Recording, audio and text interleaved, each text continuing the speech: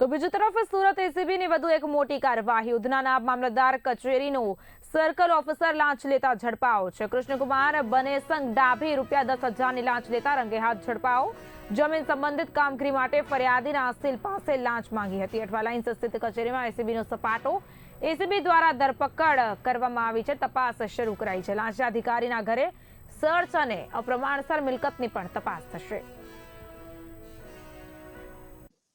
ઉધના મામલતદાર કચેરીમાં ફરજ બજાવતા સર્કલ ઓફિસર કૃષ્ણકુમાર બનેસંગ ડાભી જેઓએ આ કામે ફરિયાદીના અસીલના જમીનના પ્લોટના જે માલિકીની નોંધ હોય એ નોંધને પ્રમાણિત કરવાના અવેજ પેટે એ કાર્યવાહી કરવાના ₹10,000ની માગણી કરેલી અને ₹10,000 લેતા રેડ હેન્ડ પકડાયેલા છે, જેઓ વિરુદ્ધ ગુનો નોંધી આગળની કાર્યવાહી હાથ ધરેલી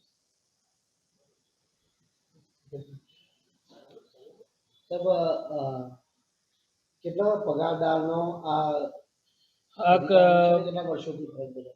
2017થી કૃષ્ણકુમાર ડાભી એ નાયબ મામલતદાર તરીકે ભરતી થઈ અને ફરજ બજાવે છે, જેઓનો પગાર લગભગ ₹84,000 જેટલો છે। કઈ રીતની હવે તપાસ કરવામાં આવશે મિલકત સંબંધી હોય કે પછી અપ્રમાણસર મિલકત? હવે એમની જે બાબતો છે સર્ચ થશે, તેમજ